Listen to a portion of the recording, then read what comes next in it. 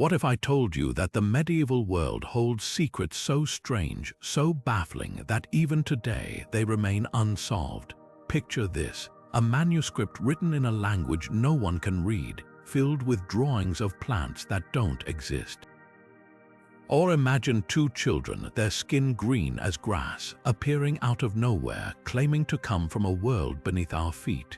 These aren't tales from a fantasy novel. They're real mysteries from the medieval era waiting to be unraveled. Welcome to a journey through time where we'll uncover 25 forgotten mysteries of the medieval world. These are not just stories, they're enigmas that have puzzled historians, archaeologists, and curious minds for centuries. From cryptic manuscripts to ghost ships, from lost treasures to bizarre plagues, each mystery offers a glimpse into a world where the line between reality and legend often blurred.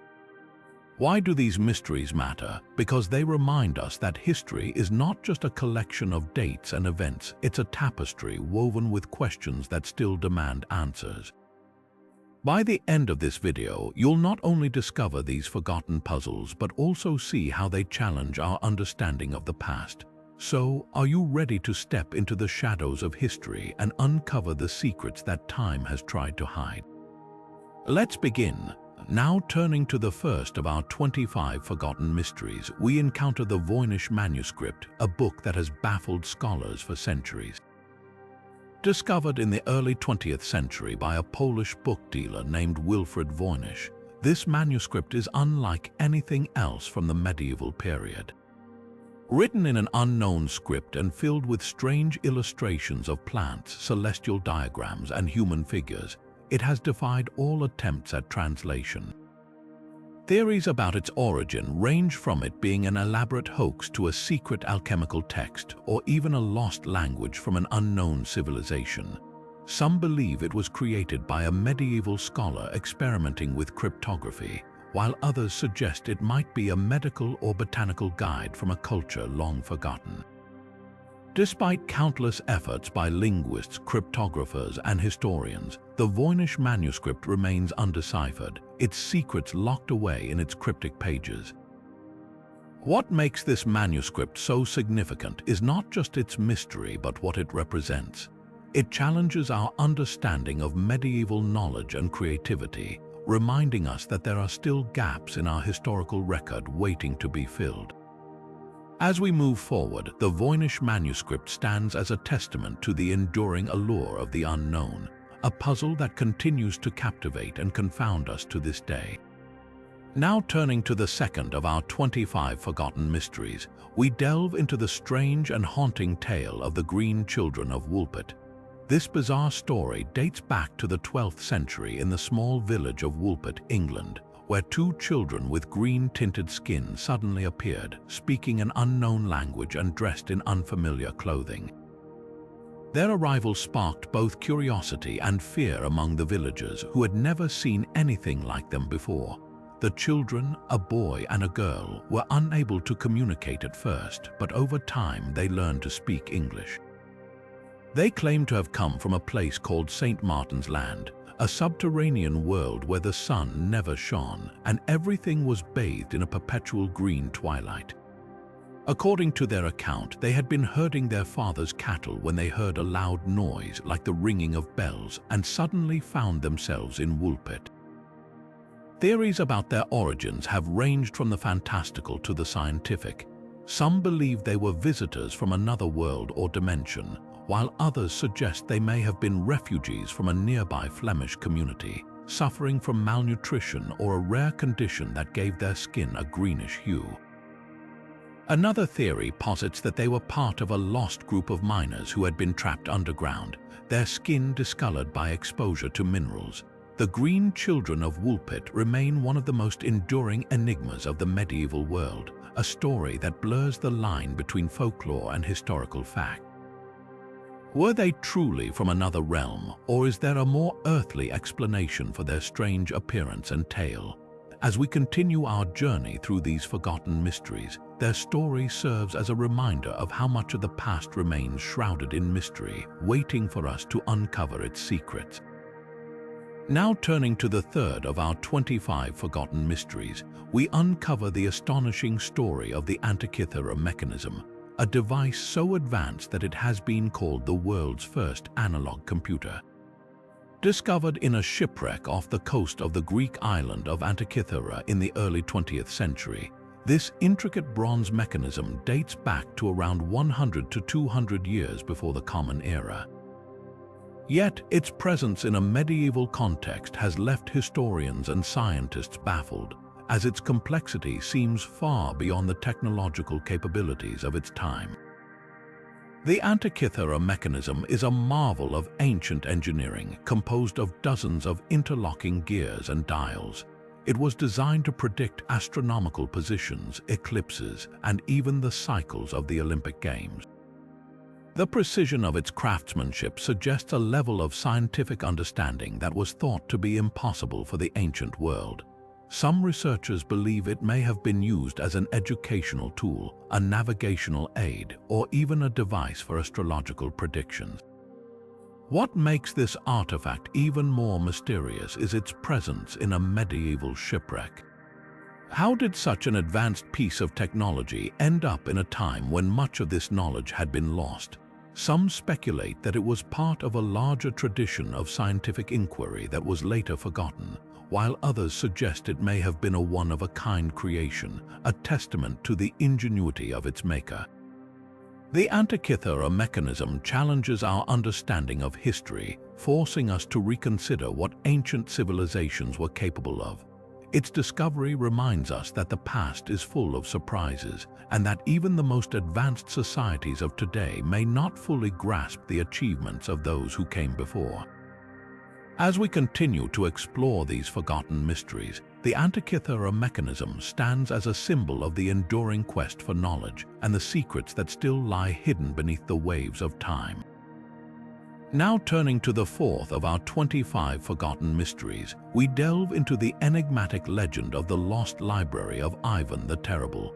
This hidden treasure trove, said to contain priceless ancient texts, has captivated historians, archaeologists, and treasure hunters for centuries.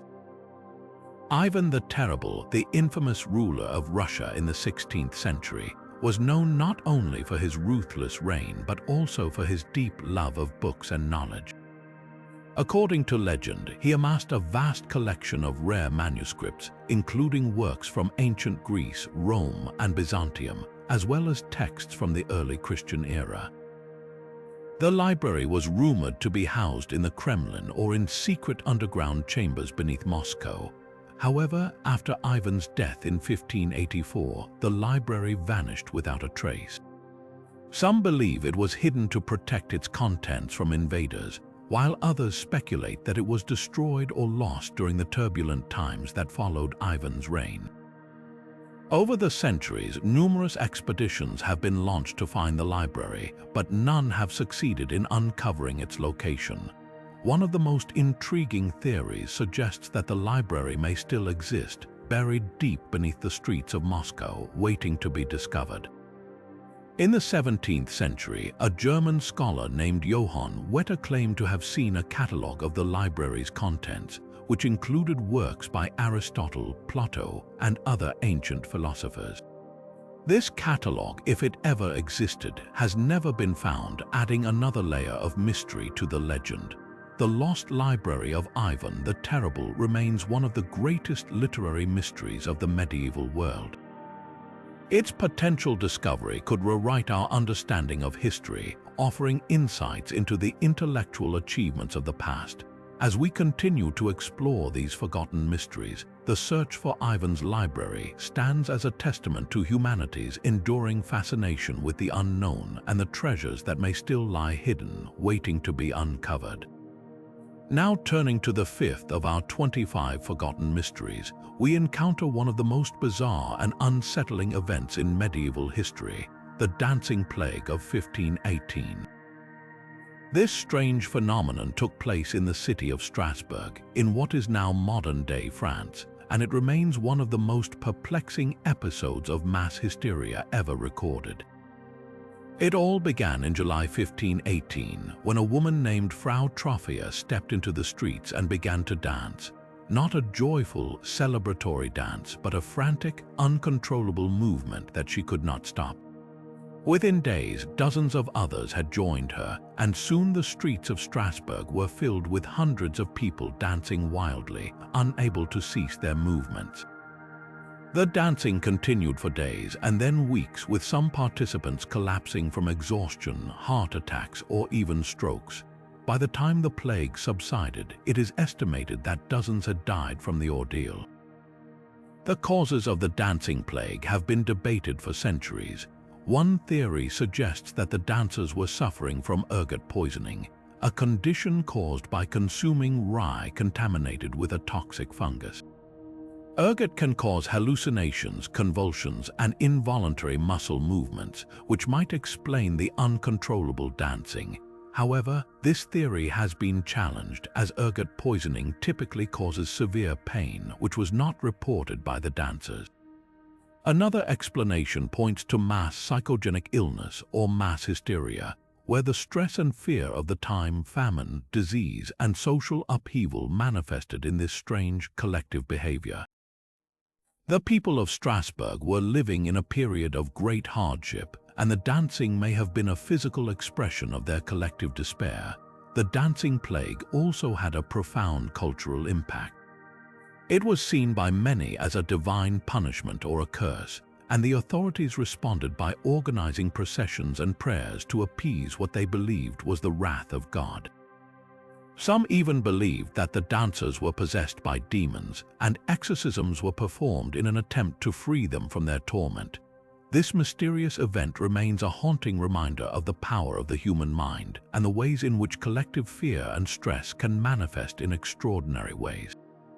As we continue our journey through these forgotten mysteries, the dancing plague of 1518 stands as a testament to the strange and often inexplicable nature of medieval life. Now turning to the sixth of our 25 forgotten mysteries, we delve into one of the most debated and enigmatic artifacts in history, the Shroud of Turin. This ancient linen cloth, measuring approximately 14 feet long and 3.5 feet wide, is believed by many to bear the faint image of a man who appears to have suffered crucifixion. For centuries, it has been venerated by some as the burial shroud of Jesus Christ, while others have dismissed it as an elaborate medieval forgery. The shroud first gained widespread attention in the 14th century when it surfaced in the possession of a French knight, Geoffroy de Charny. However, its origins remain shrouded in mystery. Some historians suggest it may have been brought to Europe from the Middle East during the Crusades, while others argue it could have been created much later as a religious relic. The cloth's most striking feature is the faint, ghostly image of a man with wounds consistent with the biblical account of Christ's crucifixion, including marks on the wrists, feet, and side. Scientific investigations into the shroud have only deepened the mystery. In 1988, radiocarbon dating tests conducted on a small sample of the cloth suggested it originated between 1260 and 1390, placing it firmly in the medieval period. This led many to conclude it was a clever hoax. However, critics of the study argue that the sample may have been contaminated or taken from a repaired section of the cloth, casting doubt on the results. Further analysis has revealed intriguing details. The image on the shroud is not painted or dyed, but appears to have been formed by a chemical reaction, possibly caused by a burst of radiation. Some researchers have even proposed that the image could have been created by a supernatural event, such as the resurrection of Christ. Despite decades of study, no one has been able to definitively explain how the image was formed or replicated using medieval techniques. The Shroud of Turin continues to hold immense religious and historical significance. For believers, it is a powerful symbol of faith and a tangible connection to the life and death of Jesus. For skeptics, it remains a fascinating puzzle, a testament to the ingenuity and artistry of medieval craftsmen. Whether it is a divine relic or an elaborate forgery, the Shroud of Turin stands as one of the most enduring and controversial mysteries of the medieval world. As we move forward in our exploration of these forgotten enigmas, the Shroud of Turin reminds us of the profound ways in which history, faith, and science intersect, leaving us with questions that may never be fully answered. Now turning to the seventh of our 25 forgotten mysteries, we set sail into the eerie and enigmatic world of medieval ghost ships. These phantom vessels, often found adrift with their crews mysteriously vanished, have haunted maritime folklore for centuries. One of the most chilling examples is the tale of the Flying Dutchman, a legendary ship said to appear as an omen of doom, forever cursed to sail the seas without ever reaching port. While the Flying Dutchman is often associated with later centuries, its roots can be traced back to medieval maritime superstitions. In the medieval period, ships like the cursed carrack of the Baltic and the phantom galley of the Mediterranean were reported to have been discovered with no crew aboard, their cargo untouched and their sails still billowing in the wind. These ghost ships became the stuff of legend, sparking fear and fascination among sailors and coastal communities. Theories about their disappearances ranged from the supernatural to the practical. Some believed the crews fell victim to sea monsters or vengeful spirits, while others speculated about mutinies, pirate attacks, or sudden storms that forced the crew to abandon ship. One particularly haunting case is the Black Ship of the North Sea, a vessel found drifting in the late 13th century. According to accounts, the ship's deck was littered with half-eaten meals and unfinished tasks, as if the crew had vanished in the blink of an eye. No signs of struggle or distress were found, leaving historians and sailors alike baffled. Some have suggested that the crew may have succumbed to a sudden illness or toxic fumes from the cargo, while others point to the possibility of a mass hallucination caused by spoiled food or contaminated water. These ghost ship stories not only fueled maritime superstitions, but also influenced the way medieval sailors navigated the seas. Many believed that encountering a ghost ship was a bad omen, and rituals were developed to ward off such curses. Sailors would carry talismans, recite prayers, or even alter their course to avoid areas where ghost ships were rumored to appear. These tales also found their way into medieval literature, inspiring ballads, poems, and cautionary tales that warned of the dangers of the open sea. The mystery of medieval ghost ships continues to captivate us today, blending history, folklore, and the unknown. Whether these disappearances were the result of natural phenomena, human error, or something more otherworldly, they remind us of the vast and unpredictable nature of the oceans.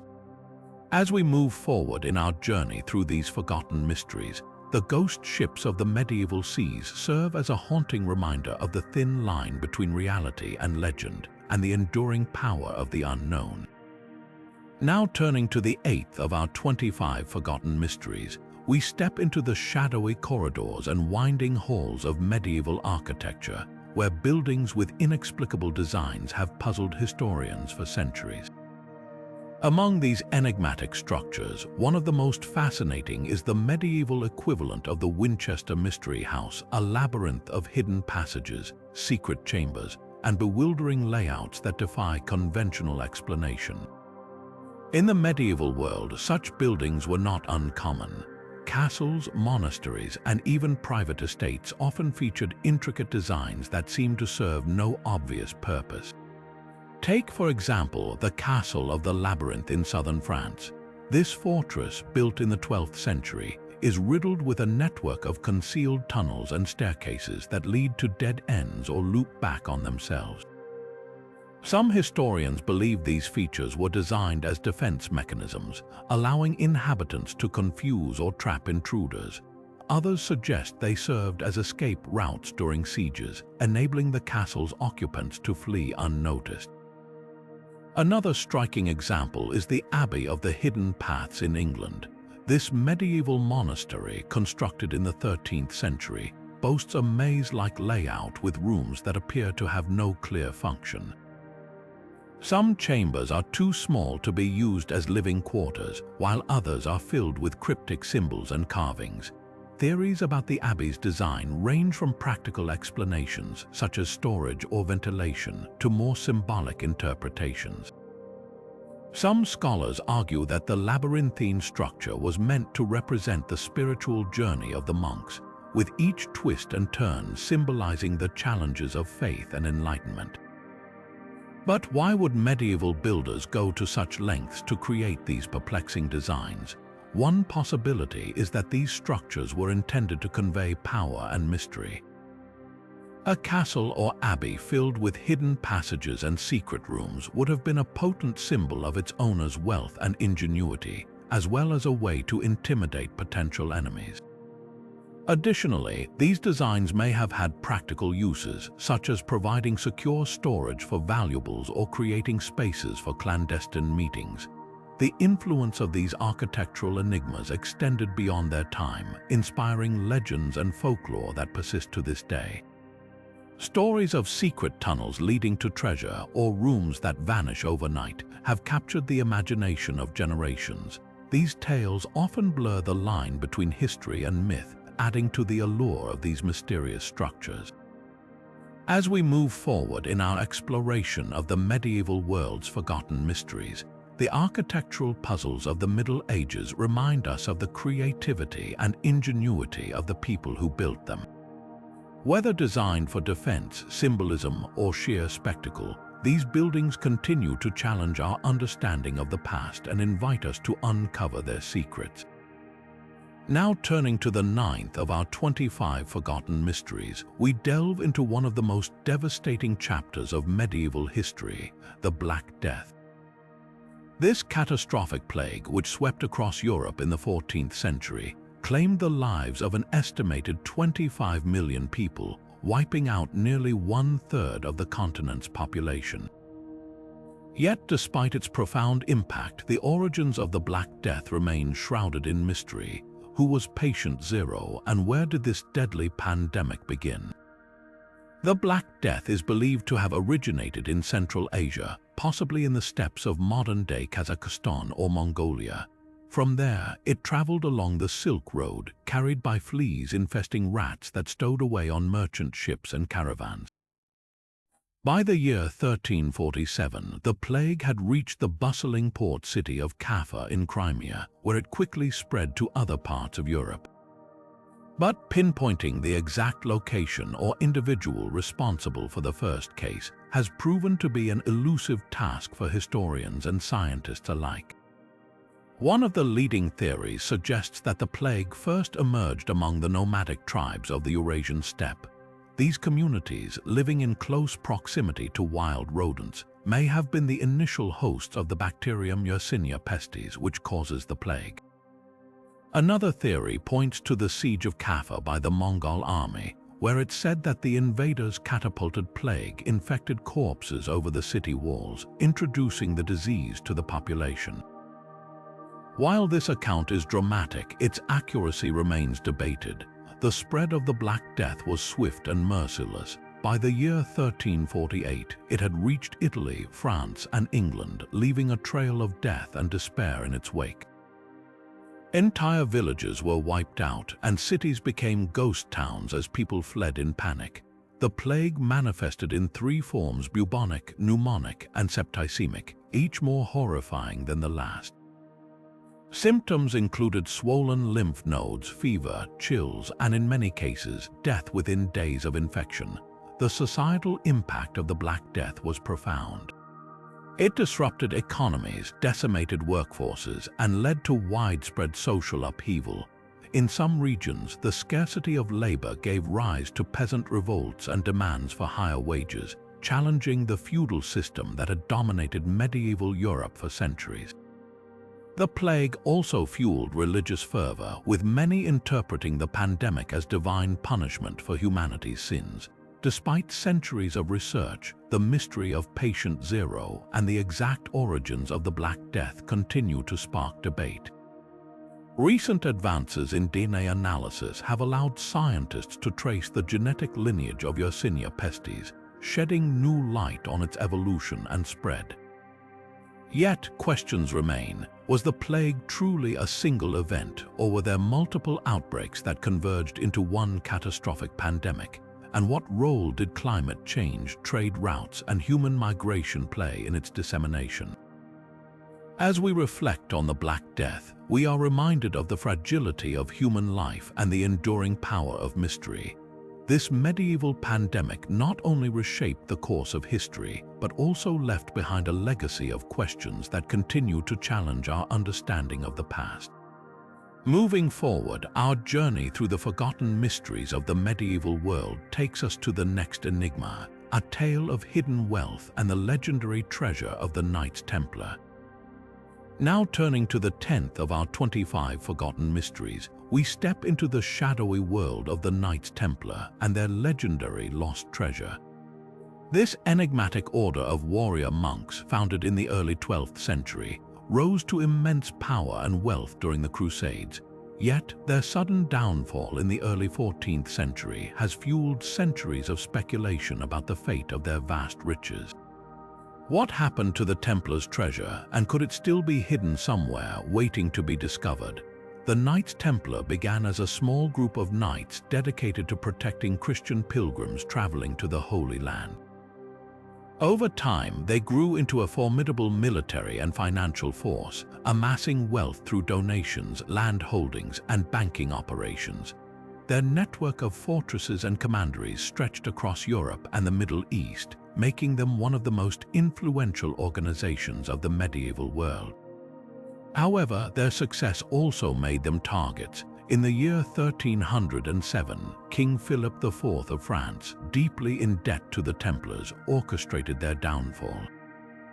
On Friday, the 13th of October, a date now infamous as the origin of the Friday the 13th superstition, the king ordered the arrest of Templar leaders on charges of heresy, blasphemy, and other crimes. Many Templars were tortured into confessing, and the order was officially disbanded by the Pope in the year 1312.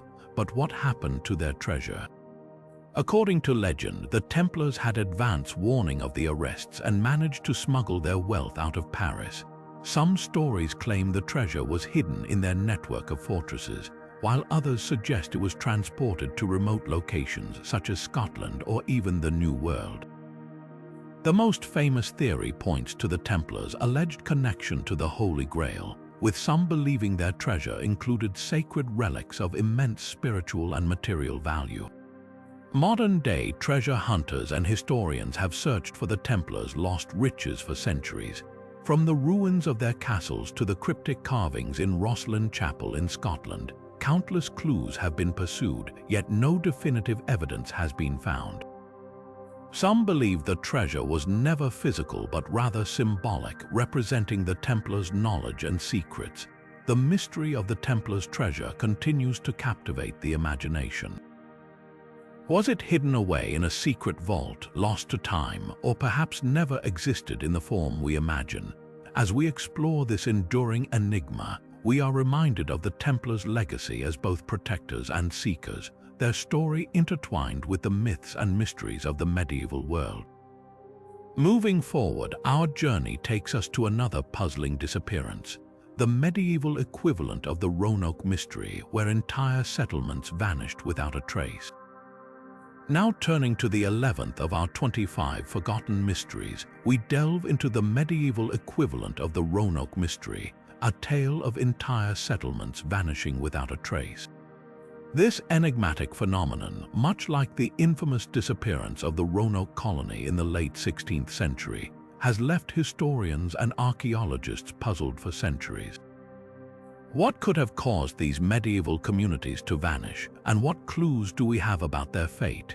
Historical accounts from the medieval period describe several instances where villages or small settlements seemingly disappeared overnight. In some cases, these communities were thriving one moment and gone the next, with no signs of conflict, natural disaster, or mass migration. One such example comes from the annals of 12th century England, where a small village in the region of East Anglia was reported to have vanished without explanation. When travelers arrived, they found empty homes, untouched belongings, and no trace of the inhabitants. Theories about these disappearances range from the plausible to the fantastical. Some historians suggest that these communities may have fallen victim to disease or famine, with survivors abandoning their homes in search of better conditions. Others propose that raids by bandits or rival factions could have forced the inhabitants to flee, leaving behind their possessions. However, the lack of evidence for violence or struggle in many of these cases makes these explanations incomplete. More speculative theories point to supernatural or extraterrestrial causes. Medieval chronicles occasionally mention strange lights in the sky or unexplained phenomena coinciding with these disappearances, leading some to wonder if these events were linked to otherworldly forces. While such ideas remain unproven, they highlight the enduring mystery surrounding these vanished settlements. The cultural significance of these disappearances cannot be overstated. They became part of local folklore, often serving as cautionary tales or moral lessons. In some regions, the stories of these lost communities were used to explain natural landmarks, such as abandoned ruins or overgrown fields, as remnants of a forgotten past. These tales also reflect the medieval worldview, where the line between the natural and the supernatural was often blurred. As we ponder the fate of these vanished settlements, we are reminded of the fragility of human communities and the mysteries that still linger in the shadows of history. What became of these people, and why did they leave so abruptly? The answers may remain elusive, but the stories of these lost communities continue to captivate our imagination. Moving forward, our journey takes us to the skies, where medieval accounts of strange aerial phenomena challenge our understanding of the past.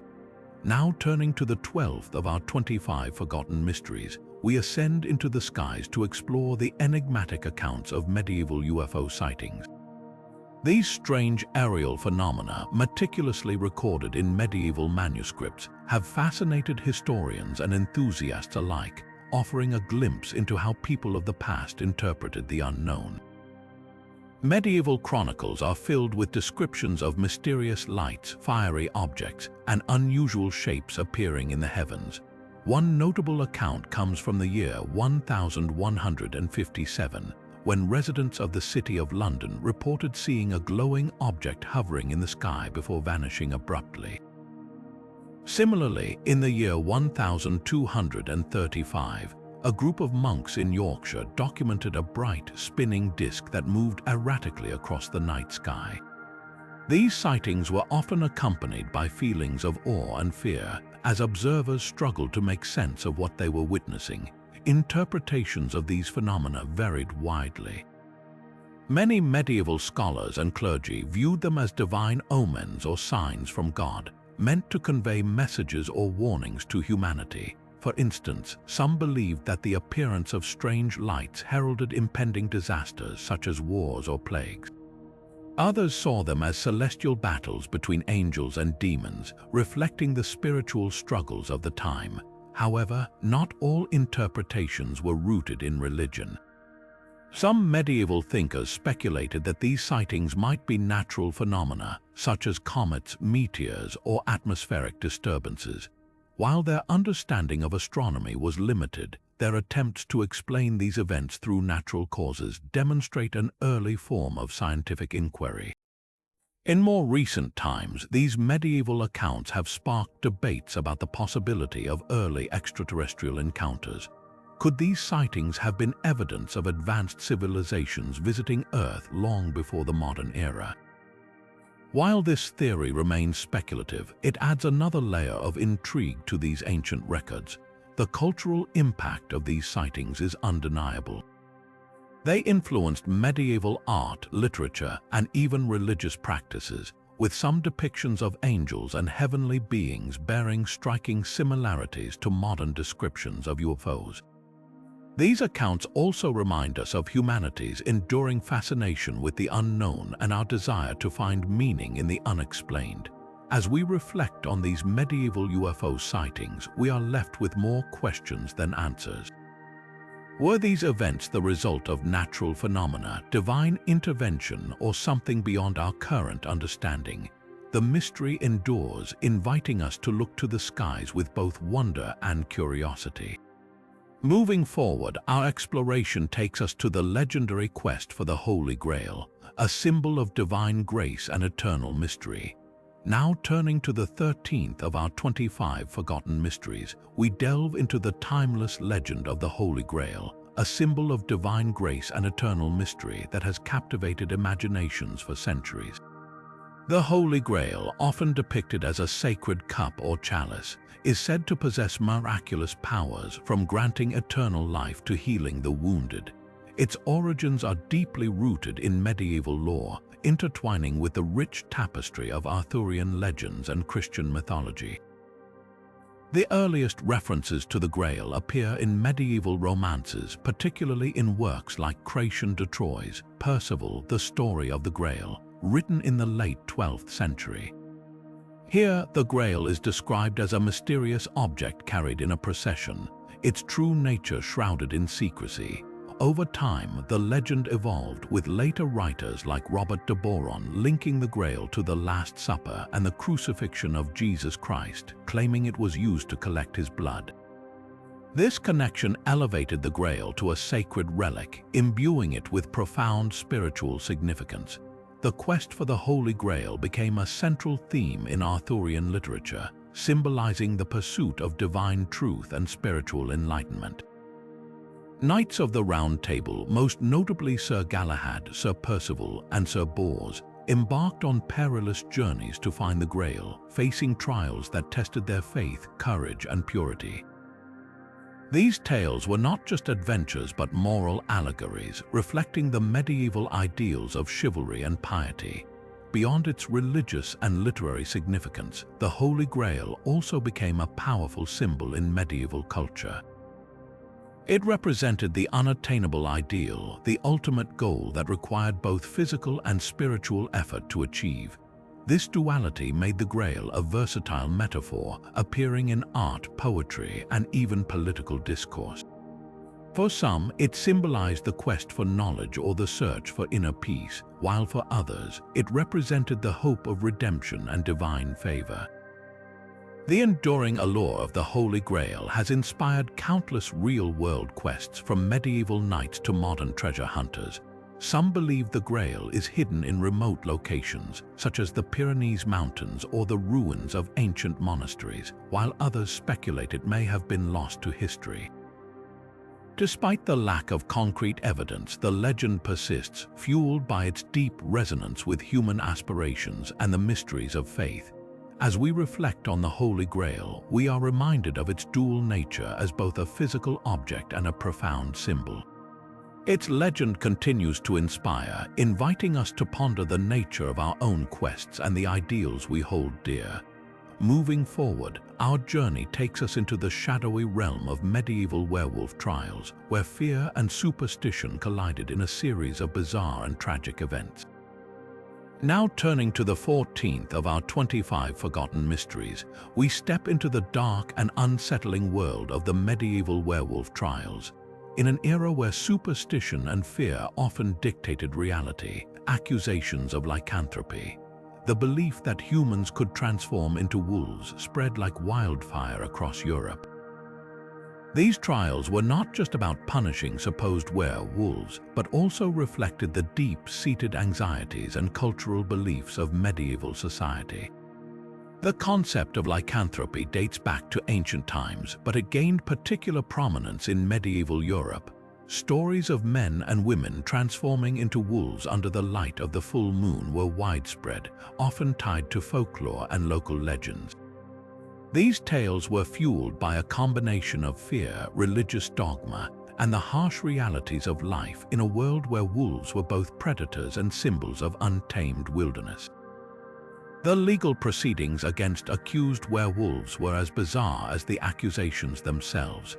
In many cases, individuals were put on trial based on little more than rumors or the testimony of frightened villagers. Some confessed under duress, describing vivid accounts of their transformations and nocturnal hunts. These confessions were often extracted through torture, as authorities sought to root out what they believed to be a supernatural threat. One of the most infamous cases was that of Peter Stump, a German farmer executed in the late 16th century. Stump was accused of being a werewolf who had terrorized the countryside for over 2 decades. His trial included gruesome details of his alleged crimes, from killing livestock to attacking humans. Stump's execution was particularly brutal, reflecting the fear and hatred directed at those accused of lycanthropy. The psychological explanations for these trials are as fascinating as the trials themselves. Many historians and scholars believe that the phenomenon of werewolf accusations can be linked to mass hysteria, mental illness, or even the effects of ergot poisoning, a condition caused by consuming contaminated rye. In some cases, individuals may have genuinely believed they were werewolves, a condition now recognized as clinical lycanthropy. The cultural impact of these trials was profound. They reinforced the medieval worldview where the boundaries between the natural and supernatural were blurred.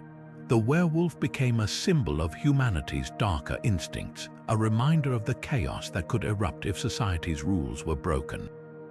These trials also highlighted the power of fear and superstition in shaping legal and social norms. As we reflect on the medieval werewolf trials, we are reminded of the fragility of human reason in the face of fear and the unknown. These trials were not just about punishing supposed monsters, but also about confronting the monsters within ourselves. Moving forward, our journey takes us to the sun-scorched sands of the Sahara, where the legend of the lost city of Zora awaits. Now turning to the 15th of our 25 forgotten mysteries, we venture into the vast and unforgiving Sahara Desert, where the legend of the lost city of Zora has captivated explorers and storytellers for centuries. Known as the Oasis of Little Birds, Zora was said to be a hidden paradise, a lush city of white buildings and abundant treasures, concealed somewhere within the endless dunes. This tantalizing legend became a beacon for adventurers, drawing them into the desert in search of a place that may have never existed. The origins of the Zora legend are shrouded in mystery, much like the city itself. Some trace its roots to ancient Arabic manuscripts, which describe a hidden oasis guarded by sleeping giants or enchanted gates. Others believe the story emerged from the oral traditions of desert nomads who spoke of a refuge from the harsh realities of the Sahara. Whatever its source, the legend of Zora became a symbol of hope and wonder, a reminder that even in the most barren landscapes, secrets could still lie hidden. The allure of Zora inspired numerous expeditions, particularly during the medieval period. Explorers, driven by tales of untold wealth and beauty, braved the treacherous desert in search of the fabled city. One of the most famous quests was led by the Arab explorer Ibn Battuta, who claimed to have heard whispers of Zora during his travels. Though he never found it, his accounts fueled the imaginations of countless others.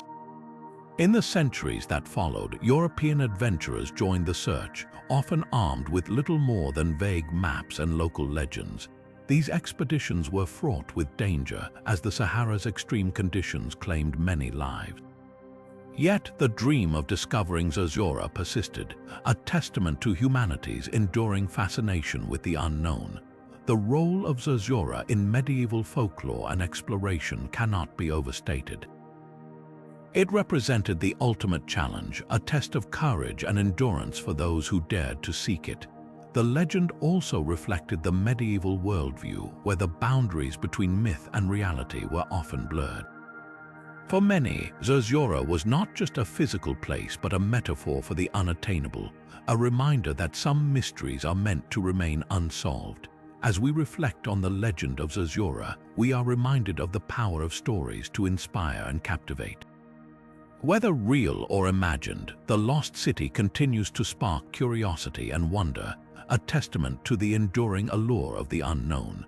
Moving forward, our journey takes us into the shadowy world of medieval vampire panic, where fear and superstition collided in a wave of hysteria that swept across Europe.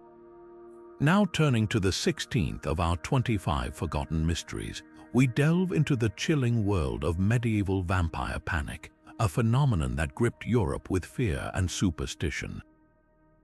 During the medieval period, the belief in vampires was not just a matter of folklore but a deeply rooted cultural anxiety that influenced everything from burial practices to legal proceedings. The fear of vampires stemmed from a combination of religious beliefs, superstitions, and the harsh realities of life in medieval Europe. People believed that certain individuals, often those who had led sinful lives or died under mysterious circumstances, could return from the grave as vampires to torment the living. These undead creatures were thought to spread disease, drain the life force of their victims, and cause widespread panic in their communities. To prevent the dead from rising, medieval Europeans developed a variety of burial practices aimed at keeping potential vampires at bay. Bodies were often buried face down, with their heads removed and placed between their legs. In some cases, heavy stones were placed on the chest of the deceased to prevent them from rising. Other methods included driving stakes through the heart or decapitating the corpse, practices that were believed to neutralize the threat of vampirism. Alleged sightings of vampires were often tied to outbreaks of disease or unexplained deaths. When a community experienced a sudden spike in fatalities, it was not uncommon for people to blame vampires. Exhumations were carried out, and if a body showed signs of decomposition that seemed unusual, such as bloating or a ruddy complexion, it was taken as evidence of vampirism. These gruesome discoveries only fueled the hysteria, leading to more drastic measures to protect the living. The cultural impact of vampire panic was profound. It shaped the way people viewed death, the afterlife, and even their neighbors. Accusations of vampirism could tear communities apart, as fear and suspicion turned friends and family against one another. The Church played a significant role in perpetuating these beliefs, using the fear of vampires to reinforce its teachings about sin and salvation. As we explore the medieval vampire panic, we are reminded of the power of fear to shape human behavior and belief. The legends of vampires may seem distant and fantastical to us today, but for medieval Europeans, they were a very real and terrifying part of life. Moving forward, our journey takes us into the secretive world of medieval alchemists, where the quest for the philosopher's stone and the mysteries of transformation captivated the minds of scholars and dreamers alike. Now turning to the 17th of our 25 forgotten mysteries, we step into the enigmatic world of medieval alchemists, a realm where science, mysticism, and ambition intertwined in fascinating ways. Medieval alchemy was more than just an attempt to turn base metals into gold. It was a profound quest for knowledge, transformation, and the secrets of the universe. At the heart of this pursuit lay the legendary philosopher's stone, a substance believed to grant eternal life and unlock the mysteries of creation. Alchemists were not mere dreamers, they were early scientists who laid the groundwork for modern chemistry. Their laboratories were filled with intricate apparatus, and their work involved meticulous experimentation with metals, minerals, and other substances. Yet, their methods were often shrouded in secrecy. To protect their discoveries from falling into the wrong hands, alchemists wrote in coded languages and symbolic imagery, creating manuscripts that remain puzzles to this day. These texts, filled with cryptic diagrams and allegorical references, reveal a world where science and spirituality were deeply connected. The philosopher's stone was the ultimate goal of alchemy, a symbol of perfection and enlightenment. Alchemists believed that by mastering the transformation of matter, they could also achieve spiritual transformation. This dual quest for material and metaphysical perfection drove many to spend their lives in pursuit of the elusive stone. While the stone itself was never found, the experiments and theories of alchemists contributed to the development of early scientific methods and the understanding of chemical processes. Medieval alchemy also had a significant cultural impact.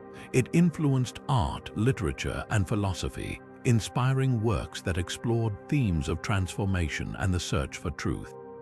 Figures like Paracelsus, a renowned alchemist and physician, bridged the gap between medieval and modern science, advocating for the use of chemicals in medicine and challenging traditional beliefs.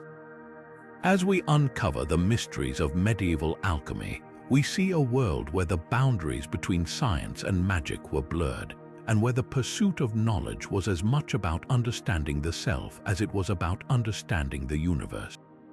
Moving forward, our exploration takes us into the dark and tragic history of the medieval witch trials, where fear and superstition led to one of the most harrowing chapters in human history. Now turning to the 18th of our 25 forgotten mysteries, we delve into the dark and tragic history of the medieval witch trials. This period, marked by fear and superstition, saw thousands of individuals, primarily women, accused of witchcraft and subjected to horrific trials and punishments.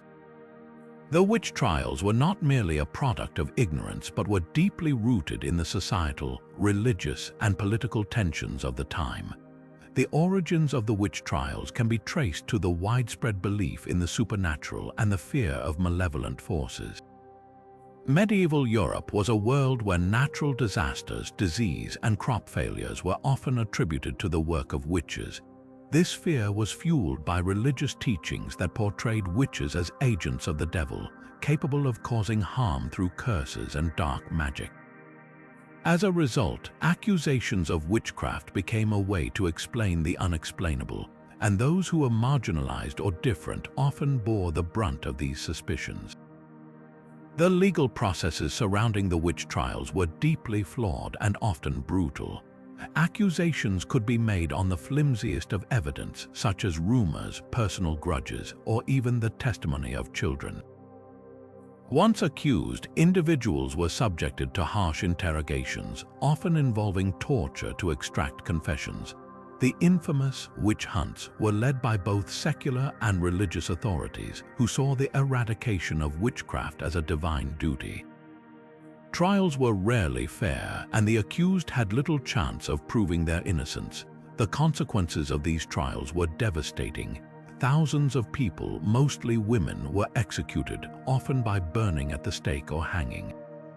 Entire communities were torn apart by suspicion and fear, as neighbors turned against one another in a desperate bid to root out evil.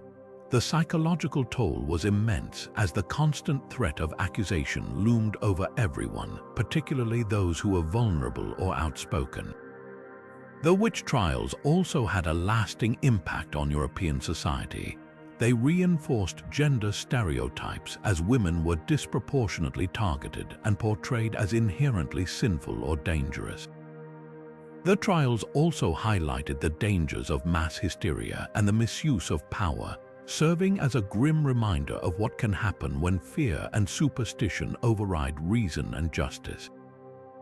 As we reflect on this dark chapter of history, we are reminded of the importance of critical thinking and the need to guard against the scapegoating of the vulnerable. Moving forward, our journey takes us into the forgotten art of memory, where medieval scholars developed techniques to preserve and transmit knowledge in an age before the printing press. Now turning to the 19th of our 25 forgotten mysteries, we explore the fascinating and intricate world of the lost medieval art of memory. In an age before the printing press, when books were rare and knowledge was often passed down orally, medieval scholars developed sophisticated techniques to memorize vast amounts of information. These methods, rooted in ancient traditions, were not just practical tools but also a testament to the ingenuity of the human mind. The art of memory, or ars memoriae, was a system of mental organization that allowed individuals to store and recall information with remarkable precision. Scholars would create elaborate mental structures, often visualized as palaces or cathedrals, where each room or corner represented a specific piece of information. By mentally walking through these spaces, they could retrieve facts, speeches, or entire texts with ease. This technique, known as the memory palace, was widely used by monks, theologians, and even politicians to retain sermons, legal arguments, and philosophical teachings. One of the most famous proponents of this art was the Roman orator Cicero, whose methods were later adapted by medieval scholars. They believed that the mind could be trained like a muscle, and through disciplined practice, one could achieve extraordinary feats of memory. These techniques were not limited to rote memorization, but also involved creativity and imagination. For example, vivid and often bizarre mental images were used to make abstract concepts more memorable. A scholar might imagine a lion wearing a crown to represent the concept of courage in a king. The applications of the art of memory were vast. In monasteries, monks used it to memorize entire books of the Bible, ensuring the preservation of sacred texts. In universities, students relied on these methods to master complex subjects like law, medicine, and theology. Even in the political arena, diplomats and leaders employed memory techniques to deliver persuasive speeches and negotiate treaties without relying on written notes. However, as the medieval world gave way to the Renaissance and the invention of the printing press, the art of memory began to fade into obscurity. The widespread availability of books reduced the need for such elaborate mnemonic systems, and the focus shifted from memorization to critical thinking and analysis. Over time, the techniques were largely forgotten, surviving only in fragments within esoteric traditions and scholarly texts. The loss of this art is a reminder of how technological advancements can reshape the way we think and learn. Yet the principles of the medieval art of memory still hold value today, offering insights into the power of visualization, association, and mental discipline. As we move forward, our journey takes us into the mysterious world of the medieval Zodiac murders, where astrology and crime intertwine in a chilling tale of intrigue and superstition. Now turning to the 20th of our 25 forgotten mysteries, we delve into the chilling and enigmatic world of the medieval Zodiac murders. In a time when astrology held immense sway over daily life, these crimes were not just acts of violence but were deeply intertwined with the celestial beliefs of the era. The medieval Zodiac murders stand as a haunting reminder of how superstition and fear could shape the course of justice and leave behind a legacy of unanswered questions. The murders, which occurred sporadically across medieval Europe, were often linked to the zodiac signs of the victims or the timing of the crimes. Astrologers and investigators of the time believed that the alignment of the stars and planets could influence human behavior, including acts of violence. This belief led to a unique approach in solving crimes, where astrological charts were consulted to identify suspects or predict future incidents. For example, a murder committed under the sign of Aries might be attributed to someone with a fiery temperament, while a crime during a full moon could be seen as the work of a lunatic. One of the most infamous cases involved a series of killings in 14th century France, where victims were found with symbols of their zodiac signs carved into their bodies. The authorities, baffled by the gruesome details, turned to astrologers for guidance. These experts claimed that the murderer was following a celestial pattern, targeting individuals based on their astrological profiles. The investigation became a blend of forensic science and mysticism, with astrologers poring over star charts while law enforcement scoured the countryside for clues. The cultural fascination with astrology during this period cannot be overstated. Astrology was not just a pseudoscience but a deeply ingrained part of medieval life, influencing everything from medicine to politics. Kings and queens consulted astrologers before making major decisions, and common people relied on horoscopes to guide their daily activities. This widespread belief in the power of the stars created an environment where the Zodiac murders could capture the public's imagination and fuel fears of cosmic retribution. Despite the efforts of investigators, many of these cases remained unsolved, leaving behind a trail of speculation and legend. Some historians suggest that the murders were the work of a single, deranged individual who used astrology as a twisted framework for their crimes. Others believe that the killings were part of a larger, more sinister plot, possibly tied to political or religious motives. The truth, however, remains shrouded in mystery, as the records from that time are often incomplete or contradictory. The medieval Zodiac murders offer a fascinating glimpse into a world where the boundaries between science and superstition were blurred. They remind us of the power of belief and how it can shape our understanding of the world, even in the face of tragedy. As we move forward, our journey takes us into the realm of medieval stone circles, where ancient builders left behind enigmatic structures that continue to puzzle historians and archaeologists to this day. Now turning to the 21st of our 25 forgotten mysteries, we step into the enigmatic world of medieval stone circles.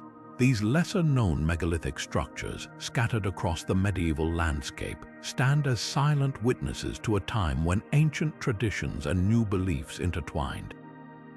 Unlike their more famous prehistoric counterparts like Stonehenge, these medieval stone circles have often been overlooked, yet they hold secrets that challenge our understanding of the past.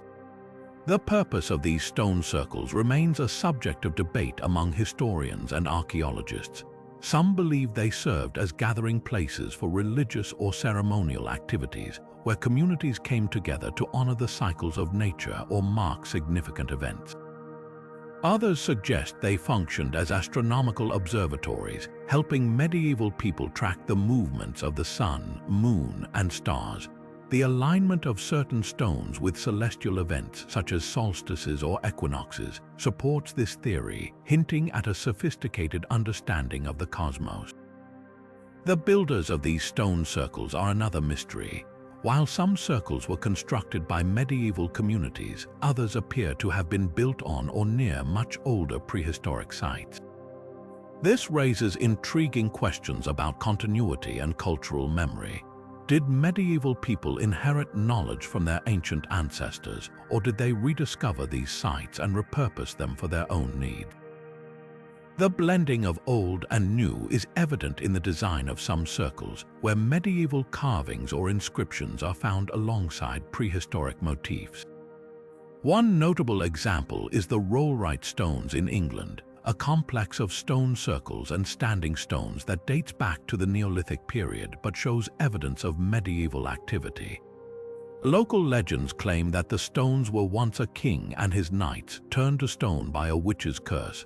Such stories, passed down through generations, reflect the medieval fascination with these ancient sites and their mysterious origins. The connection between medieval stone circles and earlier prehistoric sites is particularly fascinating.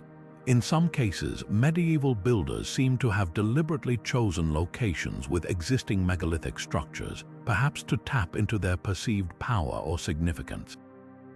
This practice suggests a deep respect for the past and a belief in the enduring spiritual or magical qualities of these places. Despite their historical and cultural importance, many medieval stone circles have been lost to time, destroyed by agriculture, urban development, or simply forgotten. Those that remain offer a tantalizing glimpse into a world where the boundaries between the ancient and the medieval were fluid, and where the stones themselves were seen as living links to a distant, mysterious past. As we move forward, our journey takes us into the eerie realm of medieval doppelganger legends, where tales of mysterious doubles and uncanny encounters reveal the fears and superstitions of a bygone era. Now turning to the 22nd of our 25 forgotten mysteries, we delve into the eerie and unsettling world of medieval doppelganger legends.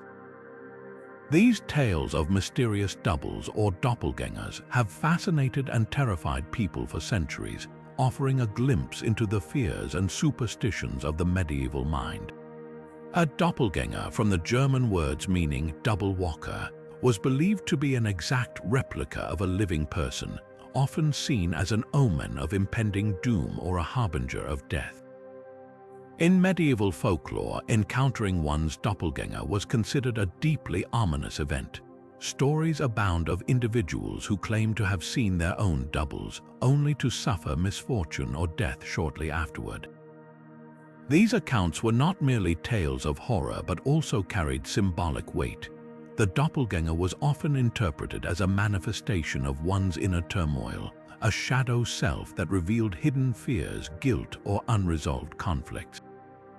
In a world where the line between the natural and the supernatural was blurred, the appearance of a double could be seen as a warning from the divine or a sign of spiritual unrest. Medieval literature is rich with references to doppelgangers, reflecting their cultural significance. In some stories, the double serves as a moral lesson, reminding characters of their flaws or sins. In others, it acts as a catalyst for transformation, forcing individuals to confront their darker selves. The doppelganger motif also appears in medieval art, where it is often depicted as a ghostly figure or a mirror image, emphasizing the duality of human nature. From a psychological perspective, the doppelganger phenomenon can be seen as a projection of the human psyche. Medieval people, living in a time of great uncertainty and hardship, may have used these stories to make sense of their fears and anxieties. The idea of a double allowed them to externalize their inner struggles, giving form to the intangible and making it easier to confront. In this way, doppelganger legends served not only as entertainment but also as a means of coping with the complexities of life and death. One particularly chilling example comes from medieval Germany, where a knight was said to have encountered his doppelganger on the eve of a great battle. The double warned him of his impending death, and true to the prophecy, the knight fell in combat the next day. Such stories were passed down through generations, blending history with myth and reinforcing the belief in the supernatural. The enduring fascination with doppelgangers speaks to their universal appeal. Even today, the idea of meeting one's double continues to captivate our imagination, appearing in modern literature, film, and folklore. For medieval people, these legends were more than just spooky tales. They were a way of exploring the mysteries of identity, fate, and the human soul.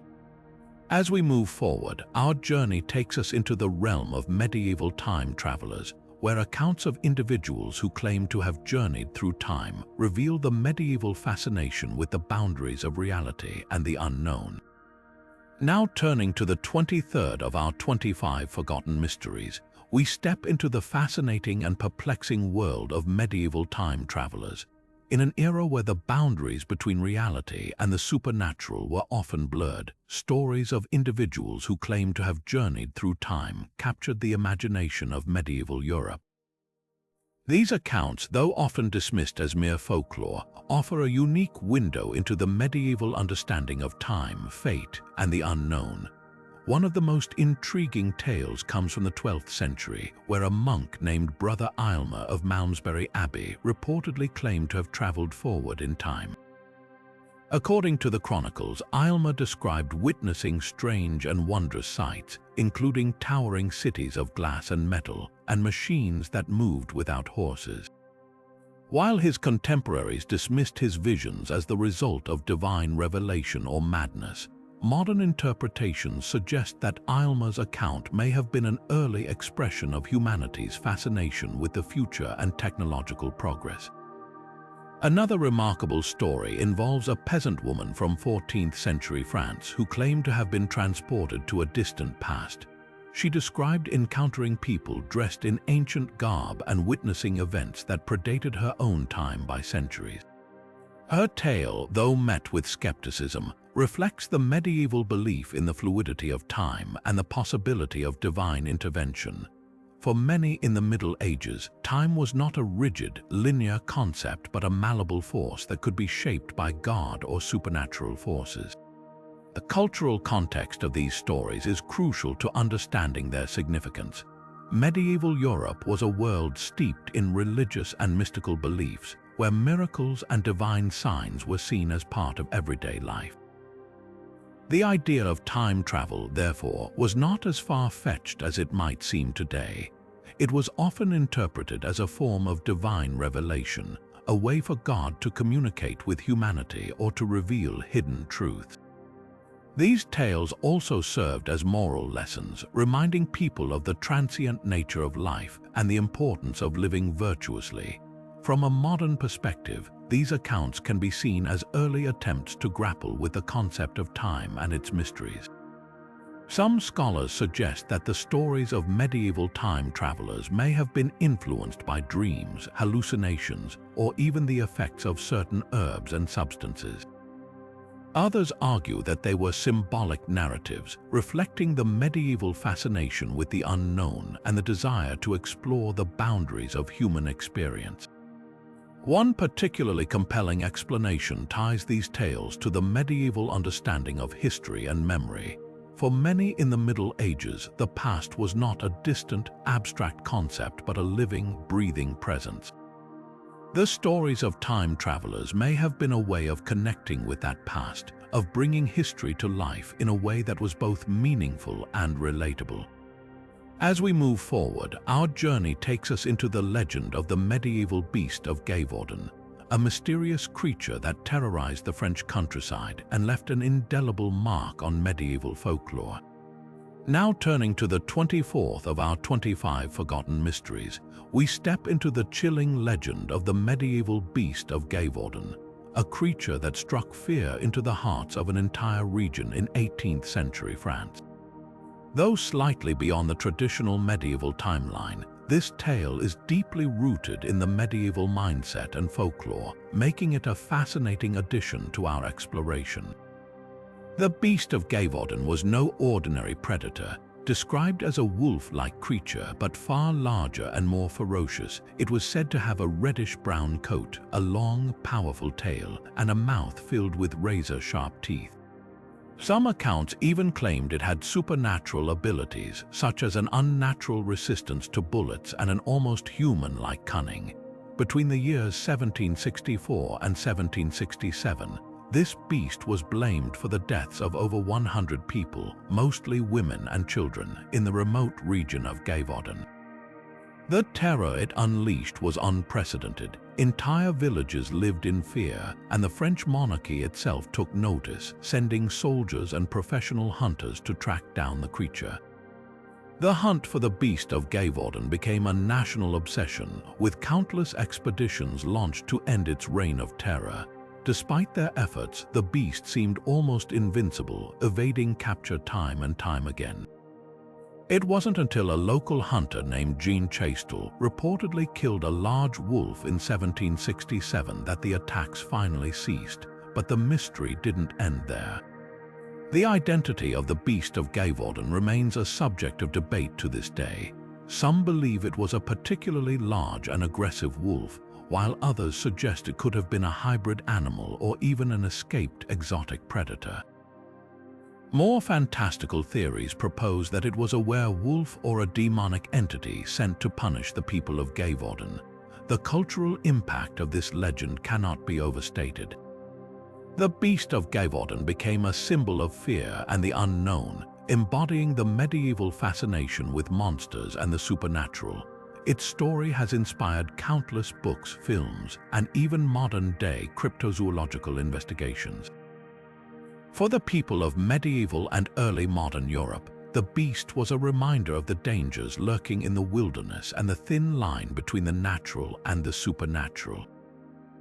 As we prepare to conclude our journey through the forgotten mysteries of the medieval world, we turn our attention to the final enigma, the medieval mermaid sightings, where the line between myth and reality becomes even more blurred. Now turning to the 25th and final mystery in our exploration, we dive into the enigmatic world of medieval mermaid sightings. These tales of half-human, half-fish creatures have captivated imaginations for centuries, blending myth, folklore, and a touch of reality into a fascinating narrative that continues to intrigue us today. Mermaids, or merfolk, were a common feature of medieval folklore, often depicted as beautiful, mysterious beings with the upper body of a human and the tail of a fish. They were said to inhabit the vast, uncharted waters of the world, luring sailors with their enchanting songs or warning them of impending doom. Medieval manuscripts and artworks are filled with vivid depictions of these creatures, from illuminated manuscripts to church carvings, reflecting their deep cultural significance. But where did these legends originate? Some historians believe that mermaid sightings may have been inspired by real-world encounters with marine animals, such as manatees or dugongs.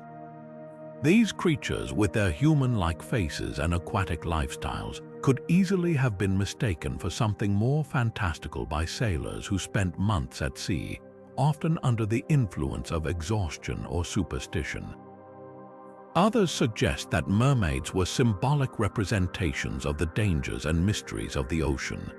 In a time when the seas were largely unexplored and filled with peril, mermaids embodied the allure and terror of the unknown. They served as cautionary tales, reminding sailors of the unpredictable nature of the waters they navigated. The cultural impact of mermaid legends extended far beyond the sea.